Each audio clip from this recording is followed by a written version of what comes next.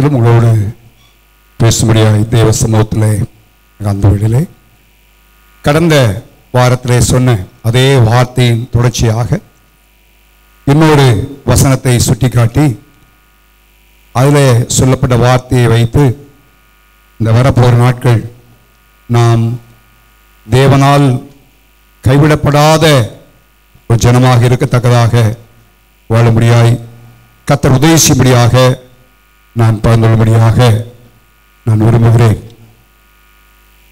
தேவனுடைய வார்த்தைகள் மிக முக்கியம். உங்களுக்கு தெரியும், ஆண்டுடைய வார்த்தைகள் மிக அவசியம்.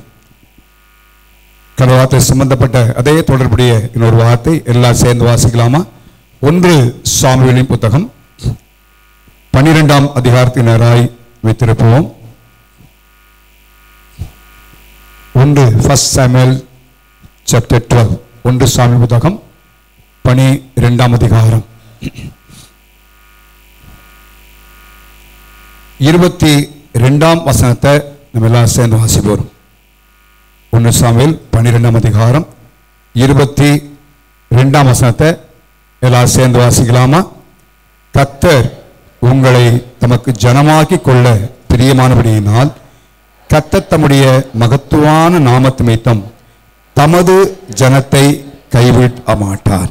ஹல்லேலூயா. கடந்த வாரத்திலே இந்த வார்த்தையை வாசிக்கணும். இந்த வசனத்துடைய பின்பகுதி, கர்த்தர் தமது ஜனத்தை கைவிட மாட்டார். தமது ஜனத்தை, அந்த வார்த்தையை தான் இந்த காலவெளியிலே அழுத்தமாய் உங்களோடு பேசும்படி தேவனுடைய ஆவியான் இதயத்தில் வைத்தார். எல்லாரையும் கைவிட மாட்டார் என்பதல்ல, தமது ஜனத்தை, ஹிஸ் ஓன் பீப்புள், ஆண்டுடைய சொந்த ஜனத்தை அவர் கைவிட மாட்டார். அப்படியானால் நான் நீங்களும் தேவனால் கைவிடப்படாதபடி இருக்க வேண்டுமானால் அவருடைய சொந்த ஜனம் என்று சொல்லுகிற இடத்திலே நான் நீங்களும் வாழ வேண்டும். இதை குறித்து நான் சற்று தியானித்த வழியிலே, அப்படியானால் ஆண்டவர் யாரை என்னுடைய ஜனம் அல்லது என்னுடைய சொந்த ஜனம் என்று சொல்லுகிறார் என்பதை சற்று வேத வசனத்திலே நான் பார்த்தேன். அதைத்தான் இந்த காலையில் நான் பகிர்ந்து போறேன். ஒரு பெரிய பிரசங்கமாக இல்லை, செய்தியாக நான் பகிர்ந்து முடியாது. அப்படியானால் யாரை தேவன் எனது ஜனம், எனது சொந்த ஜனம் என்று ஆண்டவர் சொல்லுகிறார் என்பதை நான் பார்ப்போமானால், அந்த காரியங்கள் நம்முடைய வாழ்க்கையில் இருக்குமானால் நானும் நீங்களும் அவருடைய சொந்த ஜனமாக இருப்போம். ஹல்லேலூயா. ஆண்டவர் பார்த்து சொல்றாரு, என்னை உன்னை பார்த்து, இது யாரு? என்னுடைய ஜனம், என்னுடைய ஜனம், என்னுடைய ஜனம். அந்த ஜனத்தை தான் தேவன் கைவிட மாட்டார் என்று எழுதப்படுகிறது. சொன்ன உலகம் கைவிடுகிற உலகத்தில் வாழ்ந்துட்டு இருக்கிறோம். எல்லாரும் கைவிடுவார்கள், ஆனால் தேவன் தான் கைவிடாத கர்த்தர். அதை குறித்து கடந்த வார்த்தை விரிவாக நான் சொன்னேன். இந்த காலவெளியில் சொல்லப்படுற வார்த்தை, தேவனால் எல்லா சூழ்நிலையிலும் எந்த நேரத்திலும் எப்பேற்பட்ட காரியம் வந்தாலும் கைவிடப்படாத ஒரு வாழ்க்கை வாழ வேண்டுமானால் அவருடைய சொந்த ஜனமாய் நாம் காணப்பட வேண்டும். ஆண்டவர் பைபிளில் எல்லாமா இருந்தாலும் என்னுடைய ஜனம், என்னுடைய ஜனம் என்று சொல்லி ஆண்டவர் சில காரியத்தை சுட்டி காட்டி இருக்கிறது ரொம்ப ஆச்சரியமான ஒரு காரியம்.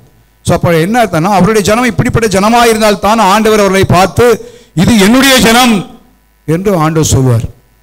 வேதனை வாசகம், ஆண்டவர் இயேசு இந்த உலகத்தில் ஊழியம் செய்த வழியிலே அவரை பின்பற்றி அநேகர் பின்தொடர்ந்தார்கள். அநேகர் அவரை பின்பற்றி போனார் என்பதாய் வாசிக்கிறோம். யோவானின் சுவிசேஷம் 2ஆம் அதிகாரம் நினைக்கிறேன்.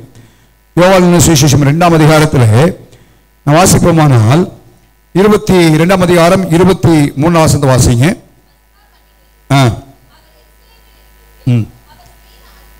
இயேசு செய்த அற்புதங்களை அநேகர் கண்டு,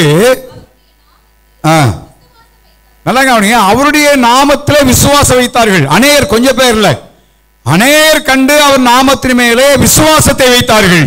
அடுத்த வசனம், அப்படி இருந்தும் எல்லாரும் ஆண்டவர் தான் தேவன் அல்லது ஆண்டவர் தான் என்று சொல்லி எல்லாரும், அப்படி இருந்தும் இயேசு எல்லாரையும் அறிந்திருந்தபடியினால் அவர் நம்பி என்ன செய்யல? எல்லாரும் அவர் சொல்ல இது என்னுடைய ஜனம், என்ன விசுவாசி இல்லை, நம்ம சொல்லலாம் ஒருவேளை நான் ஆண்டவருடைய ஜனம் என்று. ஆண்டவர் பார்த்து என்னை உங்களையும் என்ன சொல்ல வேண்டும்? இது என்னுடைய ஜனம் என்று அவர் சொல்ல வேண்டும். அவர் சொல்ல வேண்டும்.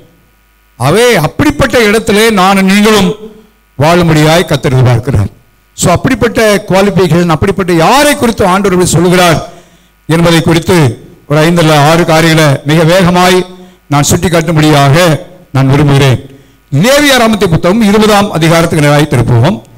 லேவியராகமத்தின் புத்தகம்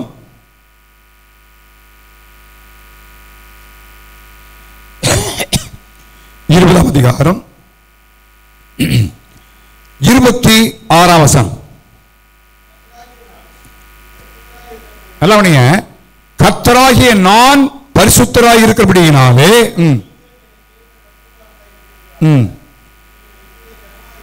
நீங்கள் என்னுடையவர்களாய் இருக்கும்படிக்கு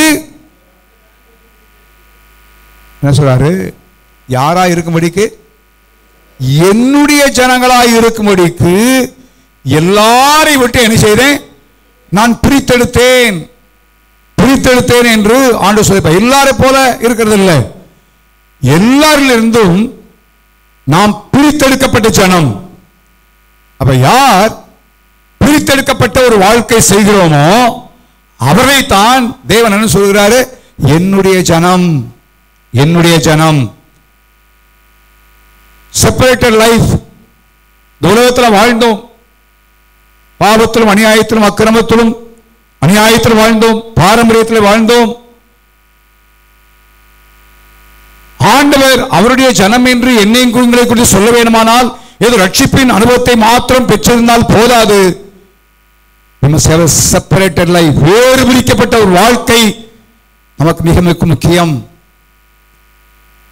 உலகத்தின் காரியத்திலிருந்து வேறு பிரிக்கப்பட்ட வாழ்க்கை. இன்னைக்கு இருக்கிற மாடர்னிசம், இன்னைக்கு இருக்கிற உலகத்தில் எப்படி வந்துருச்சுன்னா, எப்படி இருந்தாலும் பரவாயில்ல, ஞாயிற்றுக்கிழமை சர்ச்சுக்கு போயிட்டு இருந்துச்சோம் வந்தா போதும். அதாவது சண்டே கிறிஸ்டியன், ஞாயிற்றுல மாத்திரம் ஆராய்ச்சி போயிட்டு வந்தா போதும், அட்டண்டன்ஸ் போட்டு வந்தா போதும், அது தவிர வேற ஒன்றும் இல்லை. மற்றபடி உலகத்தாரை போல இல்லை. நம்ம ஞாயிற்றுல மாத்திரம் கிறிஸ்தவர் இல்லை, வருஷத்தின் 365 நாளும் யார் தான்? நயவனுடைய பிள்ளைகள், அவருடையவர்கள். இடத்துக்கிடம் மாறுபவர்கள் அல்ல.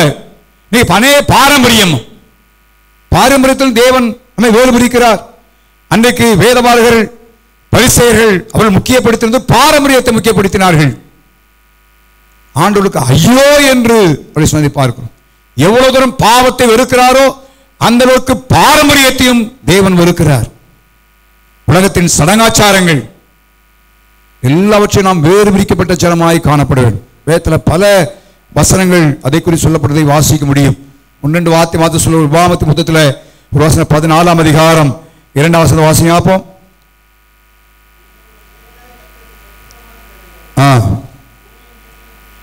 பூமியின் மீதெங்கும் உள்ள எல்லா ஜனங்களிலேயும்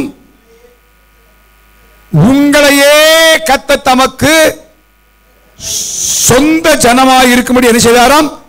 தெரிந்து கொண்டார். யோசிச்சு பாருங்க, எத்தனையோ கோடியாய் ஜனங்கள் இருக்கிறார்கள். நம்ம கூட வேலை பார்க்கிறோம், எத்தனையோ பேர் இருக்கிறாங்க, உறவினர்கள் நண்பர்கள் இருக்கிறார்கள். ஆனா எல்லாரையும் விட்டுட்டு ஆண்டவர் அவருடைய சொந்த ஜனங்களாக, இதற்காக பரிசுத்தமாய், அந்த பரிசுத்தம் என்ற வார்த்தை தான் செப்பரேட்டட் என்கிற வார்த்தையுடைய பொருள், வேறு பிரிக்கப்பட்ட ஜனமாய் காணப்படும்படியாய் தேவன் அழைத்திருக்கிறார். ஆனால் பழைய ஏற்பாட்டில் இஸ்ரவேல் ஜனங்களுக்குள்ள இருந்த ஒரு பெரிய தீமை என்னன்னு சொன்னால், 1 சாமுவேல்ல ஆரம்பிக்கும் பொழுது சவுல் ராஜாவின் ஆரம்பத்தை குறித்து நான் சொல்லும் பொழுது இன்ட்ரோடக்ஷனா பைபிள் சொன்னேன். ஜனங்களுக்கு ராஜாவை கொடுப்பது தேவ சித்தம். அதனால்தான் யூதாவை குறித்து சொல்லும் பொழுது யூதா விட்டு செங்கோல் நீங்குவதில்லை சொன்னார். மோசேக்கு மலையிலே பிரமாணங்களை கொடுக்கும் பொழுது ஒரு ராஜா வந்தால் அவன் எப்படிலாம் இருக்க வேண்டும் கர்த்தர் சொன்னார். அப்ப ராஜாவை கொடுப்பது தேவ சித்தம் தான். ஆனா இவர்கள் இஸ்ரவேல் என்ன கேட்டார்கள்? மற்ற பிரஜாதிகளுக்குள்ளே இருக்கிறது போல எங்களுக்கு என்ன செய்யணும்? ராஜா வேணும் கேட்டாங்க. பிரஜாதிகளுக்குள்ளே இருக்கிறது போல, அவங்கள போல. நீ பெரிய டெம்டேஷன் தான். நாம் இன்னைக்கு உலகத்தில் வாழ்க்கோம், மற்றவங்களை போல பேச, மற்றவர்களை போல உடுத்த, மற்றவர்களை போல நடக்க, மற்றவர்களை போல காரியங்களை செய்ய முயற்சிக்கிறோம். தவறு. நாம் தேவனுடைய பிள்ளைகள். அவர்களை விட்டு தேவன் நம்மை பிரித்தெடுத்திருக்கிறார். அவர்களை விட்டு தான் தேவன் எடுத்திருக்கிறார். உலகத்தில் மற்ற எல்லா ஜனங்களை காட்டிலும் விட்டுதான் தேவன் ஏற்படுத்துகிறார். அப்படியே நம்முடைய பழக்க வழக்கங்கள், நம்முடைய பேச்சு வார்த்தைகள் மற்றவரோடு இருக்கும் பொழுது கிறிஸ்துவ வெளிப்படுத்தும். பேதுருவை பேசும்போது பார்த்தான், இல்ல அவன் வார்த்தை யாரை வெளிப்படுத்துது? கிறிஸ்துவோடு கூட வெளிப்படுத்துது. வார்த்தைகள். பிழையாம் இஸ்ரவேலை ஜபிக்கும்படியாய் பாலாக் ராஜா கூப்பிட்ட வேளையிலே அவன் சொன்ன ஒரு வார்த்தை 23 அதிகாரம் 9 வாசிக்கிற வாசியங்கள். 23 அதிகாரம் 9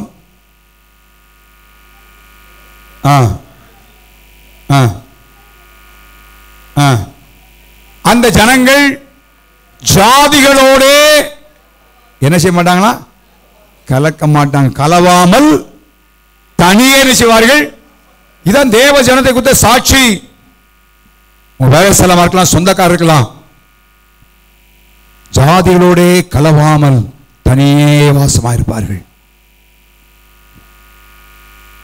அதான் தேவன் அப்பதான் சொல்லுவாரு, இது என்னுடைய சொந்த ஜனம், அவர்களை கர்த்தர் கைவிட மாட்டார். செப்பரேட்டட் பீப்புள், ஆண்டவருக்காய் வேறு பிரிக்கப்பட்ட ஜனம், அவளை தேவன் கைவிடுறது எந்த நிலைமையிலும். எஸ்தரின் புத்தகத்தை வாசித்தீங்கன்னா ஆமான் சொன்ன ஒரு மிக முக்கியமான காரியம் என்னன்னா, ஏன்னா மொர்தெக்காய் மாத்திரம் கொல்லுவது அவனுக்கு ரொம்ப லேசான காரியம். அவன் யூத கோத்திரமாக இருந்தனால அவனோடு சேர்ந்த முழு கோத்திரத்தை என்ன செய்யணும்? காரியம். அவன் ராஜாவிடத்தில் போய் சொன்னான், நம்முடைய தேசத்தில் ஒருவித ஜனங்கள் என்ன செய்கிறார்கள்? பரவிருக்கிறார்கள். அவருடைய பழக்க வழக்கங்கள் நம்முடைய பழக்க வழக்கங்களுக்கு எப்படி இருக்கிறது? விகற்பம், வித்தியாசமா, டிஃபரெண்டா இருக்கு. நம்ம பேசுற மாதிரி அவங்க பேசுறது இல்ல, நம்ம செய்யற மாதிரி அவங்க செய்யறது இல்ல, நம்ம நடக்கிற மாதிரி நடத்துறது இல்ல. காரணம் அவர்கள் தேவனுடைய ஜனங்கள். அவன் சொன்ன சாட்சி அது. இதே பிள்ளையே, நம்ம ஒவ்வொருவரை குறித்த சாட்சி எப்படின்னு யோசிச்சு பாருங்க. நம்மை குறித்த சாட்சி எப்படியாய் காணப்படுகிறது? இல்ல அவங்க செப்பரேட்டட் பீப்புள், அவங்க அதெல்லாம் பங்கு வர மாட்டாங்க, அதெல்லாம் செய்ய மாட்டாங்க.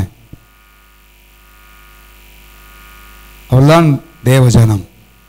ஷாத்ராக், மேஷாக், ஆபேத்னை குறித்து நமக்கு தெரியும். தானியேலை குறித்து நான் கடந்த வாரத்தில் சொன்னேன். ஒருத்தர்களை வேறுபடுத்திக் கொண்டார்கள். எல்லாரையும் போல வாழ வேண்டும் என்று சொல்லி நினைக்கவில்லை. ராஜாவின் போஜனத்தை கொடுக்கும் பொழுது பரவாயில்ல, கர்த்தர் தான் கொடுத்தார். இல்ல, இந்த ராஜாவின் போஜனத்தை சாப்பிட்டா நான் தீட்டு விடுவேன். அது தேவனுக்கு பிரியமற்ற காரியம், தேவனுக்கு விருப்பம் இல்லாது. ஒருவேளை மற்ற யூதர்கள், அவனோடு சேர்ந்து வந்த மற்ற வாலிபர்கள் எல்லாருமே அதை அனுபவித்தார்கள். அவங்க பேரெல்லாம் சொல்லப்படலை, அவங்களை குறித்து எந்த காரியம் இல்லை, ஆண்டவர் விட்டார், அவ்வளவுதான். அவங்க 4 பேர் தங்களை செப்பரேட் பண்ணி கொண்டார்கள், தங்களை வேறுபடுத்திக் கொண்டார்கள். யார் என்ன நினைப்பா?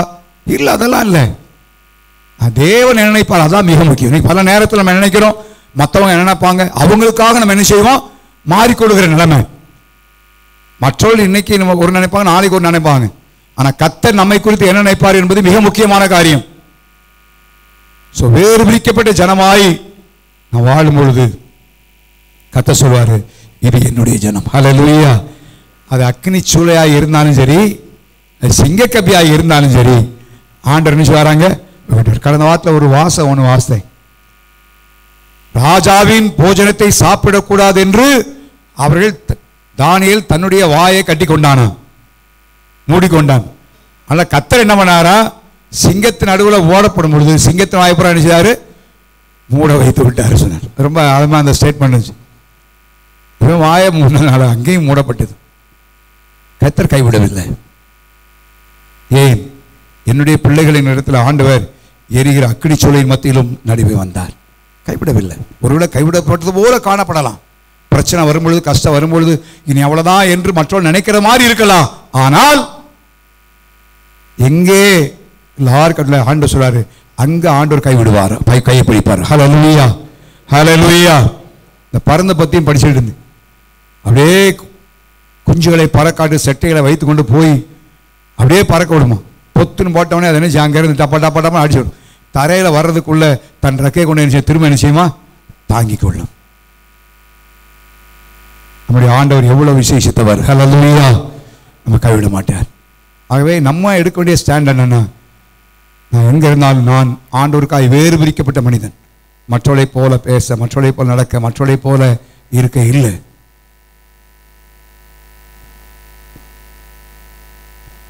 நம்முடைய வாழ்க்கையிலே அப்படிப்பட்ட ஒரு நிலவரமான இன்னைக்கு உலகத்தில்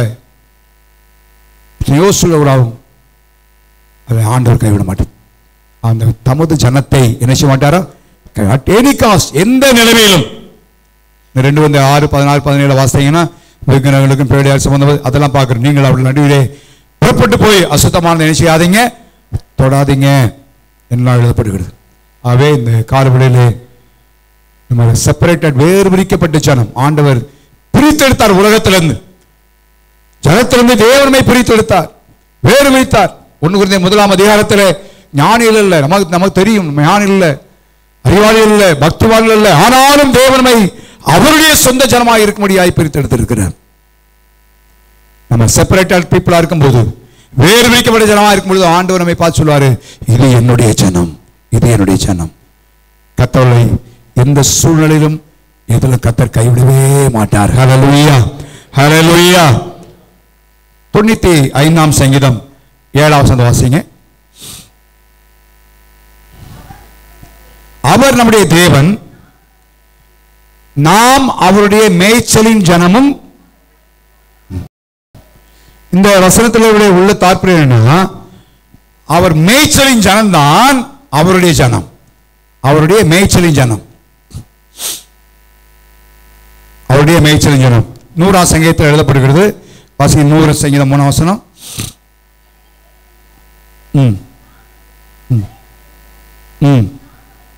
நாம் அவர் ஜனங்களும் அவருடைய மேய்ச்சலின் ஆடுகள். அவருடைய மேய்ச்சல், அவருடைய மேய்ச்சலின் ஆடுகள்.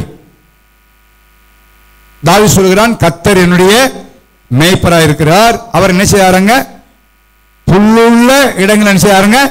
மேய்க்கிறார். நம்ம எல்லாம் என்ன ஜனமா இருக்க வேண்டும்? சத்தமா சொல்லுங்க. எதை மேயணும்? பைபிள் என்ன கொடுத்து, வசனத்தை என்ன செய்யணும்? நல்ல கையில பைபிளை கொடுத்துருக்கிறார், வசனத்தை கொடுத்துருக்கிறார். இந்த வசனத்தை நல்லா வாசிக்கிற, மேய்ச்சலை கண்டடைகிற ஜனம் தான் யாருடைய ஜனம்? ஆண்டவர் சொன்னார். இன்னைக்கு பைபிளை தூக்கிட்டு வரதில்லை. பைபிளை எவ்வளவு பைபிள் வாசிக்குன்னு தெரியல.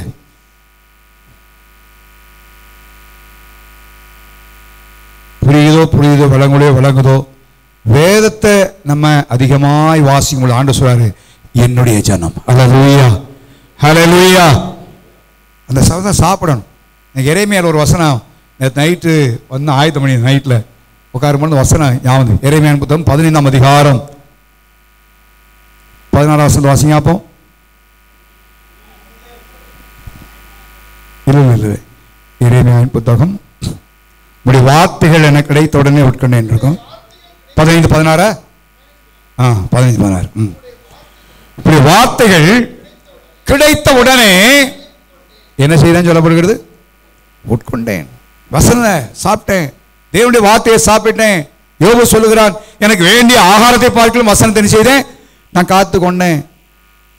இன்னைக்கு அநேகருக்கு வேத வசனம் ஆகாரம் போல அல்ல, மாத்திரை மாதிரி இருக்கு.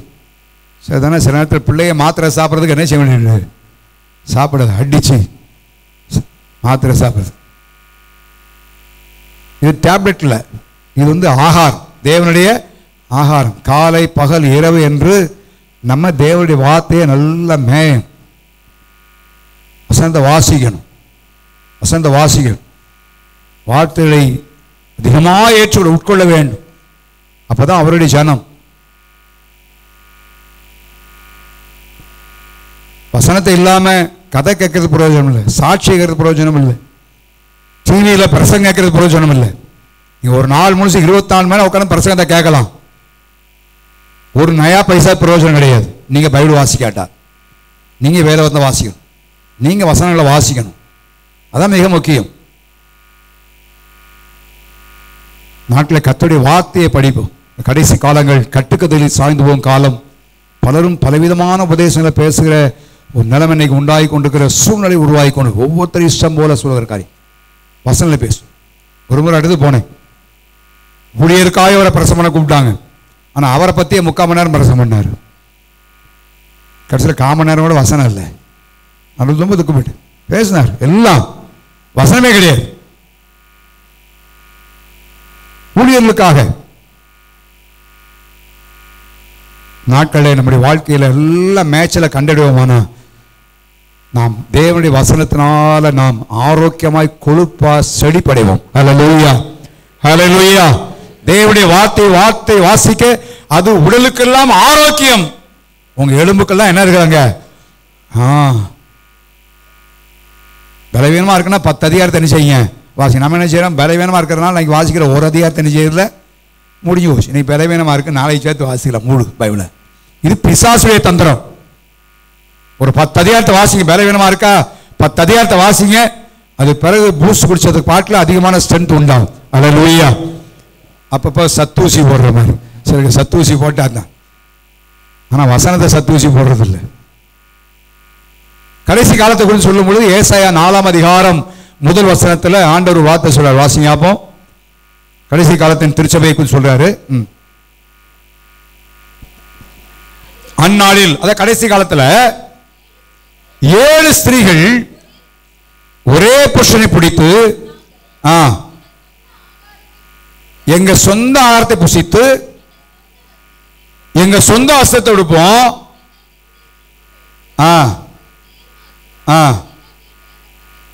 என்ன மாத்திரம் சொல்லுவாங்கன்னா ஸ்திரீ என்பது சபையை குறிக்கிறது. கடைசி காலத்துல பேர் மாத்திரம் என்னது? ஸ்பிரிச்சுவல், ஆவிக்குரிய காரியம், ஆவிக்குரிய சபை, ஆவிக்குரியது. ஆனா என்ன சொல்றாங்க? நீர் தர்ற ஆகாரங்களுக்கு வேண்டிய அவசியமே இந்த மேய்ச்சல் வேணாம் ஐயா, இந்த மேய்ச்சல் வேண்டாம். நீ தருகிற வஸ்திரம், நீதியின் வஸ்திரம், பரிசுத்த வஸ்திரம், துதியின் வஸ்திரம், இதெல்லாம் என்ன செய்யலாம்? வேண்டாம். நாங்க எங்க இஷ்டப்படி வாழ்வோம், எங்க இஷ்டப்படி ஜீவிப்போம். ஆனா என்ன மாத்திரம் வேணும்? பேர் மாத்திரம் வேணும். இது கடைசி காலத்துடைய நிலைமை, கடைசி காலத்துடைய ஜீவியம். நாம் அப்படி அல்ல. நமக்கு வேண்டிய ஆகாரத்தை பார்க்கிலும் இதை காத்துக்கொண்டு வசனங்களை நம்ம அதிகமாய் வாசிக்கணும். அப்பதான் ஆண்டு சொல்றாரு, இது என் மேய்ச்சலின் ஜனம். ஹல்லேலூயா. என்னுடைய வசனத்தை வாசிக்கிற ஜனம் யாரு? என்னுடைய ஜனம். அவனை கைவிட மாட்டேன் சொன்ன வேதத்தை மறந்தா உன் பிள்ளைகளை நிச்சயம் மறைப்பேன்னு சொல்றான், கைவிட்டுருவேன்னு சொல்றான் ஆண்டவர். பார்க்கிறோம். அதான் மறந்துடாருன்னா என்ன கைவிட்டுருவாருன்னு அர்த்தம். நம்ம அப்படிப்பட்ட ஜனமா இருக்கான்னு யோசிப்பார். மேய்ச்சலின் ஜனமா இருக்கிறோமா? தேவனுடைய வார்த்தையை வாசிக்கிற ஜனமா இருக்கிறோமா என்பதை நான் பார்ப்போம். மூன்றாவதாக எரேமியா 7ஆம் அதிகாரம் 23ஆம் வசனத்தை வாசிப்போம். என் வாக்குக்கு செவி கொடுத்து அப்பொழுது நான் உங்கள் தேவனாக இருப்பேன், நீங்கள் என் ஜனமாக இருப்பீர்கள். எப்பொழுது? என் வாக்குக்கு நீங்க செவி கொடுக்கும் பொழுது. மேய்ச்சலை மேயணும், வசனத்தை சாப்பிடணும், வசனத்தை வாசிக்கணும், அதோடு போயிடக்கூடாது. அப்படி வாக்குக்கு என்ன செய்யணும்? செவியோடு கீழ்ப்படிய வேண்டும். தேவனுடைய வார்த்தை கீழ்ப்படிய வேண்டும். ஆண்டவர் என்ன சொல்லுகிறாரோ அந்த வார்த்தைக்கு நம்ம கீழ்ப்படியணும். ஆண்டவர் எனக்கு உங்களுக்கும் இந்த விலையேற பெற்ற வேதவசனம் எழுதி கொடு எதுக்காக? நான் கீழ்ப்படிவதற்காக. நான் நீங்களும் பரலோகத்தில் போற பைபிள் நமக்கு வேண்டிய அவசியம் இல்லை. இங்கே பூமியில் இருக்கும்போது தான் நமக்கு இன்ஸ்ட்ரக்ஷனாக பல கட்டளைகள், ஆலோசனைகள் நமக்கு கொடுக்கப்பட்டிருக்கிறது. நான் நீங்களும் கீழ்ப்படிய முடியாக. நான் எப்படி கீழ்ப்படிய யோசிப்போம்? 2020 வருஷத்துல எத்தனை ஆலோசனை கேட்டிருப்போம், வேதத்தில் வந்த வசனங்களை எத்தனை வாசித்திருப்போம். கர்த்தர் சொன்ன வார்த்தைக்கு நாம் எந்த அளவு கீழ்ப்படிதுக்கணும் யோசிப்பார். நம்முடைய பிள்ளைகளையே பார்த்து சொல்லுவோம், கீழ்ப்படினா போடா நீ என் பிள்ளையே இல்லை அப்படின்னு. அப்படித்தானே? நம்ம சொல்றதை கேட்கலன்னா என்ன சொல்லுவோம்? சொல்லுவோம் அப்படி. அப்ப ஆண்டவர் என்ன சொல்ல யோசிச்சு பாருங்க. அவர் வேதத்தின் மகத்துவத்தை எழுதி கொடுத்திருக்கிறார். உபாகமத்தின் புத்தகத்தில் இன்னொரு வசனம் வாசிங்க. அப்ப 26ஆம் அதிகாரம் 18 வசனம். உபாகமம் 26:18.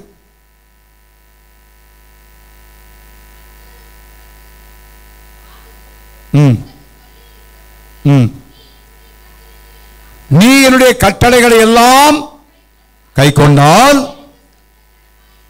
எனக்கு சொந்த ஜனமாயிருப்பாய். நல்ல கவனிங்க, என் கட்டளை எல்லாம் கை கொண்டால் எனக்கு சொந்த ஜனம். கடந்த நாட்கள் தான் பார்த்து என் ஜனம், என்னுடைய ஜனம் என்று ஆண்டவர் எல்லாரையும் சொல்லல. நீங்கள் கை கொண்டால் என்னுடைய ஜனம். ஆகிய நாட்களில் கர்த்தருடைய வார்த்தைக்கு நம்ம கீழ்ப்படிவோம். தேவனுடைய வசனத்தை நம்ம கடைப்பிடிப்போம். ஆண்டவரே உடைய வார்த்தைக்கு நான் கீழ்ப்படியும். ஆண்டவரே யோவான் யோவானிலே ஆண்டவர் சொல்லும் பொழுது 10ஆம் அதிகாரம் 27ஆம் வசனம் வாசிப்போம். யோவான் 10:27. என் ஆடுகள் என் சத்தத்தை என்ன செய்யும்? செவி கொடுக்கும். நீங்க ஆண்டவருடைய சத்தத்தை செவி கொடுக்கிறோமா? யோசிச்சு பாருங்க. ஆண்டுடைய நாம் ஞாயிற்று வர்றது நல்லது, தேவனுடைய வார்த்தையை கேட்பது நல்லது, கட்டாயம் கேட்கணும். ஆனால் எவ்வளவு கீழ்ப்படுகிறோம். சிலலாம் வாழ்க்கையில் என்ன சொன்னாலும் அது யாருக்கோ சொல்றது போலதான், அதை பற்றி கேள்வியில்லை, அதை குறித்து யோசிக்கிறது இல்லை, அதை குறித்து பொருட்படுத்துறது இல்லை. ஏதோ ஒரு என்டர்டெயின்மெண்ட் மாதிரி ஞாயிற்றுக்கிழமை வசனம் கேட்கணும் அதனால கேட்டு போகிறோம், அவ்வளோதான். இல்லை, தேவனுடைய வார்த்தையை ஆண்டவர் சொல்ல நோக்கம் நம்முடைய வாழ்க்கையில கீழ்ப்படிய வேண்டும். தேவனுடைய வார்த்தையை நம்ம கை கொள்ள வேண்டும், வசனத்தின்படி நம்ம ஜீவிக்கணும். அதைத்தான் தேவன் விரும்புகிறார். ஆகவே நாட்களில் நம்ம தீர்மானிப்போம், ஆண்டவரே, ஆண்டவர் பார்த்து என்னுடைய ஜனம் சொல்லி ஆண்டவரை பின்பற்றலாம், ஆண்டவரை விசுவாசிக்கலாம், எல்லாம் செய்யலாம். ஆண்டவர் சொல்லி இது என்னுடைய ஜனம் என்று ஆண்டவர் என்னை பார்த்து சொல்லணும். என்னை பார்த்து இது என்னுடைய பிள்ளை, இது என்னுடைய ஜனம். அவர்களைத்தான் கர்த்தர் கைவிட மாட்டார், அவளைத்தான் தேவன் கைவிட போறதில்லை. அப்படி இல்லைன்னா ஏதோ வந்துட்டு போயிட்டு ஒன்றும் தேவன் சொல்லுகிற கற்பனை கற்பனை, ஐயோ இப்படி பண்ணிட்டாரு அப்படி பண்ணிட்டாரு ஆண்டவர், அதுக்காக ஆண்டவர் செய்ய கொடுக்கல, இதை இப்படி செஞ்சுட்டாரு, ஆண்டவரே குற்றம் சொல்ற விசுவாசி இருக்காங்க. காரணம் என்ன? இவங்க சொந்த ஜனம் இல்லை, ஆண்டோடைய ஜனமா இல்லை. நம்ம செய்ய வேண்டிய பங்கை நாம் செய்ய வேண்டும். அவர் கர்த்தர் அவருடைய பங்கை அவர் நிறைவேற்றாமல் இருக்கவே மாட்டார். ஹல்லேலூயா. எந்த நிலைமையிலும் அவே இந்த நாட்களில் நம்ம அவருடைய ஜனமான்னு யோசித்து பார்ப்போம். அப்படி இல்லைன்னா அவருடைய ஜனமாக இருக்கத்தக்கதாக நம்ம வாழும். சொன்ன வர காலங்கள் மிக மோசமான காலங்களில் போகிறோம். கர்த்தர் நம்ம நடத்த வேண்டும், பாதுகாக்கணும், தப்பு வைக்கணும். பாடினது போல அவர் நம்முடைய மேய்ப்பனாக இருப்பாரானால் நம்ம போஷிப்பார், நடத்துவார், எல்லா பாதையிலும் கர்த்தர் நம்மை ஆச்சரியமாய் கொண்டு போவார். ஹல்லேலூயா. நம்ம கைவிட மாட்டார், கைவிட மாட்டார். எரேமியா புத்தகம் 43ஆம் அதிகாரம் 21 வசனத்துக்கு 2 வசனத்தை சொல்லி முடிக்க ஒரு வாசிங்க பார்ப்போம். எரேமியா 43:21. ஏசாயா நினைக்கிறேன், சாரி, ஏசாயா 43:20. இந்த ஜனத்தை எனக்கு என்று ஏற்படுத்தினேன், இவர்கள் என் துதி என்ன செய்வார்கள்? அப்ப தேவனை துதித்து ஆராதிக்கிற ஜனம் அவருடைய ஜனம். ஆண்டவருடைய ஜனமா இருக்கணும்னா ஆண்டவரை துதிச்சு என்ன செய்யணும்? ஆராதிக்கணும். அதான் என்னுடைய ஜனம். ஆண்டவருடைய மெயின் பர்பஸ். நீங்க பழைய ஏற்பாட்டில் யாத்ராமத்தில் நான் எல்லா வசதியும் சுட்டி காட்ட விரும்பல. இஸ்ரவேல் ஜனங்கள் எகிப்தின் அடிமைத்தனத்தில் இருக்கும் பொழுது 2 பர்பஸ் ஆண்டவர் உள்ளபடியாக. ஒன்று, அவர்கள் என்னை ஆராதிக்கணும். 2வது, அவர்களை பாலும் தேன் ஓடுகிற கானான் தேசம் என்ன செய்யணும்? கொண்டு போய் என்ன செய்யணும்? சேர்க்கணும். அப்போ இந்த உலகத்தின் பாவத்திலிருந்து நம்ம தேவன் விடுதலையாக்க காரணம் என்னன்னா, ஒன்று, நம்ம அவனை துதித்து என்ன செய்யணும்? ஆராதிக்கணும். அதனால வேதத்தில் திரும்ப திரும்ப வாசிங்கன்னா யாத்ராம் 8:1, 9:1, 10:3 இப்படி திரும்பி திரும்பி வாசிங்கன்னா ஆண்டவர் மோசேயும் ஆரோனையும் போய் சொல்றாரு, என் ஜனங்கள் என்னை ஆராதிக்க என்ன செய்ய அனுப்பிவிடு, என் ஜனங்கள் என்னை ஆராதிக்க அனுப்பிவிடு, என் ஜனங்கள் என்னை ஆராதிக்க அனுப்பிவிடு. ஆனால் துதித்து ஆராதிப்பது, தேவனை துதித்து ஆராதிப்பது யாருக்கு பிடிக்காத ஒன்று? பிசாசுக்கு பிடிக்காத ஒன்று. எல்லாம் செய்ய விட்டுருவான், எல்லாம் செய்வோம். ஏன்? அவன் அந்த துதி ஆராதனையை அவன் ஏற்றுக்கொள்ள விரும்பினவன், அவன் ஏற்றுக்கொள்ளும். இயேசுவையே பார்த்து கேட்டவன் போய், இந்த உலகமெல்லாம் என் கையில் கொடுக்கப்பட்டிருக்கு, நீ விழுந்து பணிந்து கொண்டால் உடனே என்ன செய்ய? என்ன செய்ய? உனக்கு அப்போ என்ன செய்ய? என்ன ஒர்ஷிப் பண்ணு, நான் உனக்கு எல்லாம் தரேன். நீங்கள் அதனால தான் பிசாசு நீங்கள் ஆண்டவரை தர மனலற்றாலே ஒர்ஷிப் பண்ண வச்சுருக்கேன். தேவனை ஆராதிக்க வேண்டும், தேவன் நல்லா துதிக்கணும். அதுக்காகத்தான் ஏற்படுத்தி இருக்கிற. அவருடைய ஜனமாக இருப்போமானா நம்முடைய வாயிலிருந்து புலம்பல் அல்ல, குறைகள் அல்ல, நம்முடைய வாயிலிருந்து தேவனை துதிக்கிற துதி வந்து கொண்டே இருக்கும். ஹல்லேலூயா, ஹல்லேலூயா. ஏதோ 1 நிமிஷம் 2 நிமிஷம் மாத்திரம் அல்ல. நான் ஏற்கனவே 132 சங்கீதத்தில் சொல்லப்பட்ட வார்த்தையை சொல்லியிருக்கிறேன். அது திரும்ப நினைப்பூட்டும்படி விரும்புகிறேன். நான் சொன்ன வீடுகளில் பிரதிஷ்டைக்கு அந்த வீடு வீட்டு பிரவேசிக்கிற வசனத்தை தான் சொல்லுவாங்க, எழுதி வீட்டில் போட்டிருப்போம். 132 சங்கீதத்தில் ஆண்டவர் சொல்றாரு, இது சீயோனை தெரிந்து கொண்டு அதை நமக்கு என்ன செய்தாரா? இங்கேதான் இது என்னுடைய இடம். ஏன் ஆண்டவருடைய துதி இருப்பது. அப்ப நானும் நீங்களும் ஆண்டவர் துதிக்கும் பொழுது அவருடைய ஜனம். ஆண்டவர் என்னை உடனே பார்த்து இந்த ஜனத்தை எனக்கென்று ஏற்படுத்தினேன். பாருங்க, எதுக்காக? துதிக்கும்படியாகவே, என்னை ஆராதிக்கும்படியாகவே என்னை ஏற்படுத்தினேன். ஆனா இன்னைக்கு எத்தனை பேர் ஞாயிற்றுலேயும் தவிர மற்ற நாள் வீட்டில் பாட்டு பாடுறேன்னு தெரியல. பாட்டு பாடுறீங்கன்னா வேற என்ன பாட்டு பாடுறீங்கன்னு தெரியல. சில சர்ச்சில் வந்தால் தான் ஸ்தோத்திரம் துதி எல்லாமே, அதோட மறந்து போகுது. போய் சொல்ல, உண்மையை சொல்றேன். உங்களை கொஞ்சம் யோசிச்சு பாரு. வாயில ஆண்டவர் துதிக்கிற துதி எப்ப இருக்கா? காலையில் ஆண்டவர் நல்லா ஸ்தோத்திரம் பண்றீங்களா? வீட்டில் குடும்பம் வச்சு பாட்டு பாடுறீங்களா? சும்மா இருக்கிற வேளையில ஆண்டவரை துதித்து பாடுகிற பாடல் உங்கள் வாயில் இருக்கா? விளையாட்டு இல்லை. துதி என்பது ஏதோ ஞாயிற்றுக்கிழமை நேரம் கூடி அப்படியே நிற்கிறது இல்லை. அதில் சிலர் துதிக்கிறாங்க, சிலர் அப்படியே தரிசனம் பார்க்கறது போல நிற்கிறது, வாயே திறக்கிறது. நான் கூட நினைக்கிறேன், ஓ தரிசனம் பார்த்துட்டு இருக்காங்க போல, முடிஞ்சோடனே சொல்லுவாங்க. ஆனால் இது வரைக்கும் யாரும் சொல்லலை. அப்படி சேர்ந்து வந்து ஆண்டவர் துதிக்கும் பொழுது நல்ல வாயத்தை ஆண்டவர் துதிக்கணும்.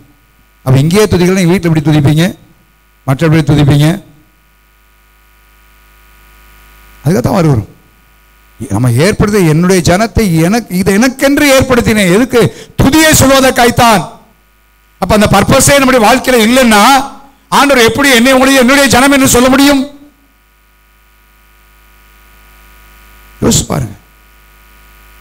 நம்ம சொல்லலாம் அவர் என்னுடைய தேவன், அப்பா பிதாவை எல்லாம் சொல்லலாம், எல்லா காரியம் சொல்லலாம். ஆனா அவர் சொல்லணுமே. திரளான ஜனங்கள் நம்பிக்கை வைத்தார்கள். அவர் நம்பி அவருக்கு உள்ளத்தில் எல்லாம் தெரியும், எல்லாம் தெரியும். அவே இந்த காலவெளியில் இனி வரப்போகிற காலங்கள் அப்படி இல்லை.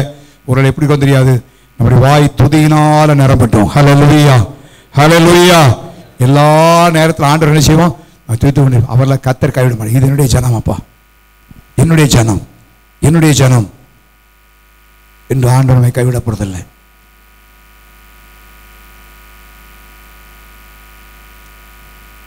ஸோ இந்த நாட்களில் அவருடைய ஜனம் என்கிற இடத்துக்கு நம்ம வருவோம். எரேமியாவின் புத்தகம் லேவியராமத்து புத்தகம் 26ஆம் அதிகாரம் 11 வசனம் வாசிங்க. 2 வசனம் வாசி வாசியாப்போம். லேவியராகமம் 26:11. உங்கள் நடுவில்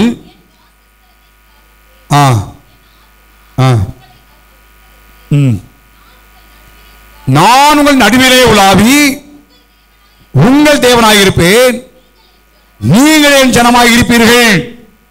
அப்ப தேவன் நமக்குள்ளே என்ன செய்ய வேணும்? உலாவ வேண்டும், உலாவ வேண்டும், அசைவாட வேண்டும்.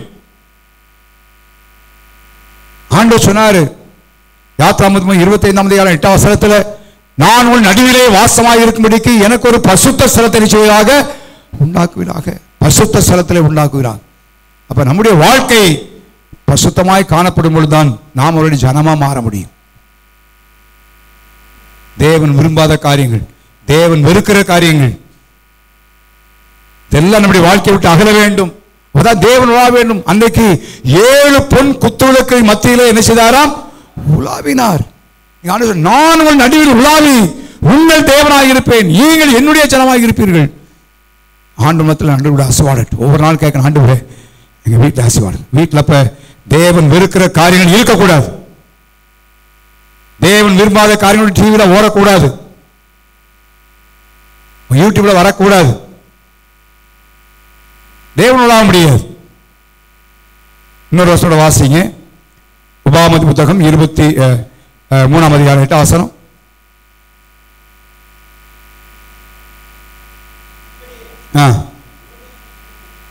உபாகமம் 23:8.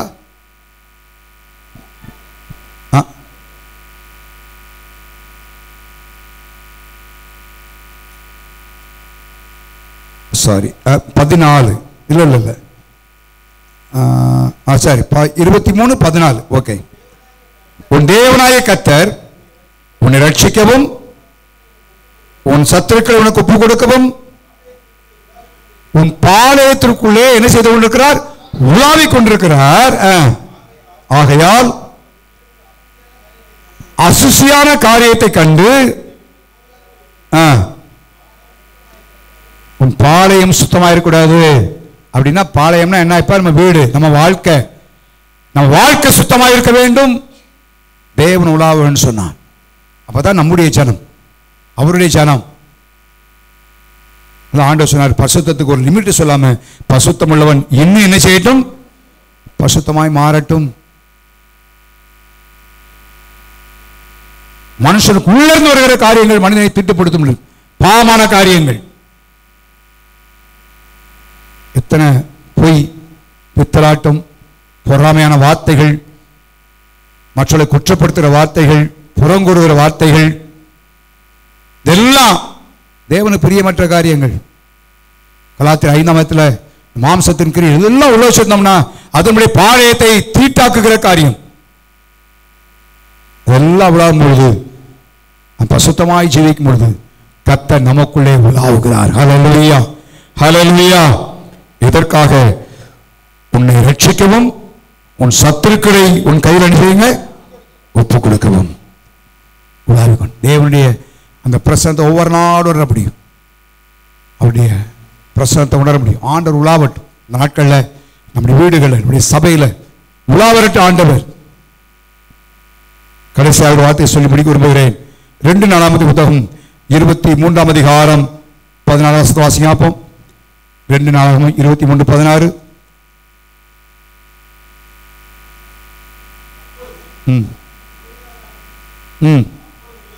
யோய்தா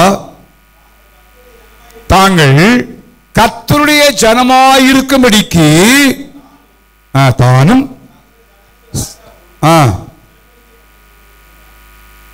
ஆண்டவருடைய ஜனமாக இருக்கணும்னா ஆண்டவரோடு என்ன பண்ண வேண்டும்? சத்தமா சொல்லுங்க. உடன்படிக்கை. ஒவ்வொரு நாள் உடன்படிக்கை என்ன? ஆண்டவரே, நான் இப்படி இருக்கிறேன் ஆண்டவரே. கவன் மேக்கிங் கவன் வித் காட். நான் இந்த விதத்தில் வாழ்கிறேன் ஆண்டவரே. நான் பைபிள் வாசிக்கிறேன் ஆண்டவரே. நமக்காக ஊழியம் செய்கிறப்பா, காலையும் ஜெபிக்கிறேன். நீங்கள் இந்த மாதிரி பண்ணுங்க. உடன்படிக்கை. யோகிதா சொன்னான், அவருடைய ஜனமாக இருக்கும்படிக்கு அவரோடு உடன்படிக்கை முடியும். நீங்கள் உடன்படிக்கை பண்ணிக்கிறோமா? ஒவ்வொரு நாள் ஆண்டவரோடு உடன்படிக்கை பண்ணணும். தேவனோடு உடன்படிக்கை. இதுக்கு அவருடைய ஜனமாக இருந்து அவரால் கைவிடப்படாதபடி காணப்பட வேண்டும். ஹல்லேலூயா, ஹல்லேலூயா. அவரோடு உடன்படிக்கை பண்ண வேண்டும். அவரோடு உடன்படிக்கை. இந்த காலவெளியிலே என்ன உடன்படிக்கை ஆண்டவர்கிட்ட பண்ணிருக்கோன்னு யோசிச்சு பாரு. இவரோட பண்ண உடன்படிக்கை நம்முடைய வாழ்க்கையில் அநேகர் பண்றதில்லை. ஏன்னா உடன்படிக்கை பண்ணால் அதை நினைச்ச முடியாது, நிறைவேற்ற முடியாது. அதனால எடுக்கிறதே இல்லை. நான் ஒரு முறை ஒரு ஊழியரோடு போய் ஆரம்ப நாட்கள் வேலை செஞ்சுட்டு இருக்கும் பொழுது அவர் திடீர்னு சொன்னார், நான் தீர்மானமே எடுக்க போறதில்லை, தீர்மானம் எடுக்க போறேன்னாரு. தீர்மானமே எடுக்க போறதில்லைன்ற தீர்மானத்தை எடுக்க போறேன்னாரு. நான் நினைச்சேன் வாழ்க்கை உருப்பட்டது போதுதான். நம்முடைய வாழ்க்கை தீர்மானம் இல்லைன்னா ஒண்ணுமே நினைச்சு செய்ய முடியாது. அதே மாதிரி தான் உடன்படிக்கை. ஆண்டோட உடன்படிக்கை பண்ணலன்னா நம்முடைய வாழ்க்கை வெத்து வேட்டா தான் போயிட்டு இருக்கும், உண்மையாக தான் போயிட்டு இருக்கும். ஒரு காரியத்தை ஆண்டவருக்காக செய்ய முடியாது, கர்த்தர் நமக்காக செய்ய முடியாது. ஒன்றும் ஆண்டவரோடு உடன்படிக்கை பண்ணணும். அவன் செய்தான். யோகிதா ஜனங்களை ராஜாவும் தேவனோடு அவருடைய ஜனமா இருக்கணும்னா அவரோடு உடன்படிக்கை பண்ணுமாப்பா. உடன்படிக்கை பண்ணி இந்த காலையில் கர்த்தரோடு உடன்படிக்கை பண்ணுவோம், அவருடைய ஜனமாக இருப்போம். அப்பொழுது ஆண்டவர் சொன்னார், இது என்னுடைய ஜனம். ஹல்லேலூயா. அப்போ ஆண்டவர் நினைச்ச மாட்டார், கைவிடவே மாட்டார். நம்ம ஜனத்தை கைவிடவே மாட்டார். எந்த சூழ்நிலையும் சரி, என்ன காரியம் வந்தாலும் சரி, எப்பேற்பட்ட வந்தாலும் சரி, நம்முடைய வாழ்க்கையில் அனுபவிக்க போகிறோம், நம்ம ருசிக்க போகிறோம். ஆண்டவர் என்ன செய்யல, கைவிடலை. நம்ம கால்வழியில் அப்படி இல்லாமல் இருந்துகிட்டு சிலர் சொல்றது, நான் ஜோமணித்தான் பார்த்தேன், ஒன்றும் நடக்கலை. ஒன்றுமே நடக்காது. ஆண்டவர் ஜனமா இல்லாமல் நீ என்ன செஞ்சாலும் என்ன செய்யாது, நடக்காது. ஈஸியாக சொல்றாங்க, சச்சுவம் தான் பார்க்குறோம், ஜோமணி தான் பார்க்குறோம், ஒன்றும் நடக்க மாட்டேங்க. சரிப்படுத்த வேண்டிய காரியம் சரிப்படுத்திட்டீங்களா? இல்லை. செட்டில் பண்ண செட்டில் பண்ணணும். ஆண்டவர் பார்த்துக்கிட்டு இருக்கிறார், அவர் பார்க்கிறார். அவர் உலாவ வேண்டும், அவருடைய ஜனமா இருக்கணும், செப்பரேட்டட் பீப்புளாய் மாற வேண்டும், பசுத்தமாய் நம்மை வாழ்க்கையை பாதுகாத்து கொள்ளணும், எல்லாரும் ஆண்டவரை துதிக்கிற துதி நம்முடைய வாயில இருக்க வேண்டும், தேவனுடைய வார்த்தை கீழ்ப்படிய வேண்டும். அப்படி நம்ம சொல்லாமலே அவர் சொல்வாரு, இது என்னுடைய ஜனம். ஹல்லேலூயா. நீங்க கேட்க வேண்டிய அவசியம் இல்லை, அவரே கைவிட மாட்டார். அவர் இந்த கால்வழியிலே நானும் நீங்களும் அவருடைய ஜனமா இருக்கிறோமான்னு யோசிப்பார். மேய்ச்சல் ஜனமா இருக்கிறோமா? வசனத்தை எவ்வளோ மேயிரும், எவ்வளோ வசனத்தை வாசிக்கிறோம், ஏதோ கடமைக்காய் வாசித்து போகிறோமா யோசிப்பார்.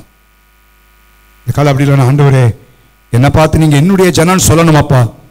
அதனால என் வாழ்க்கையில் ஒரு வேர்விக்கப்பட்ட வாழ்க்கை, மற்றவளை போல அல்ல, ஒரு வேர்விக்கப்பட்ட வாழ்க்கை வாழ்கிறேன். நம்முடைய வேத வசனத்தை அதிகமாக படிக்க போகிறேன். வார்த்தைக்கு நான் கீழ்ப்படுகிறேன். ஆண்டவரே என் வாழ்க்கையில் நீங்கள் உலாவுங்க. தேவன் வெறுக்கிற விரும்பாத அசுத்தங்கள் எல்லாவற்றையும் என்னை விட்டு அகற்றுகிற ஆண்டவரே, என்ன சொல்றீங்களோ நான் அப்படியே கீழ்ப்படுகிறேன்ப்பா. ஒவ்வொரு நாளும் உம்மோடு உடன்படிக்கை பண்ணி நான் ஜீவிப்பேன். ஹல்லேலூயா. உம்மோடு நான் உடன்படிக்கை பண்ண ஆண்டவர், நான் இப்படி இருப்பேன், இந்த காரியத்தை செய்வேன், இப்படி நடத்துவேன்னு சொல்லி உடன்படிக்கை உன்னோடு பண்ணுவான். எதற்காக? நம்முடைய ஜனமாக இருக்கும்படிக்கு. என்னிடத்துக்கு வருவோமானா நான் சொல்றேன், வரப்போகிற காலங்கள் மாறலாம், சூழ்நிலை மாறலாம், பூமி நிலை மாறலாம், பயங்கரமான செயலை கேள்விப்படலாம். நான் பயப்பட வேண்டிய அவசியம் இல்லை. காரணம், கர்த்தர் தமது ஜனத்தை கைவிடவே மாட்டார். ஹல்லேலூயா. எல்லா தேவசோத்திரமே போவோம். ஹல்லேலூயா. ஓ ஹல்லேலூயா. என்னை கைவிடாதீரும் நாதா, எந்த நீலை நேரிட்டாலும் என்னை கைவிடாதீரும் நாதா, எந்த நீலை நேரிட்டாலும் தமது முகப்பிரகாசம் தினமும் என்னில் வீசுமே. தமது முகப்பிரகாசம் தினமும் என்னில் வீசுமே.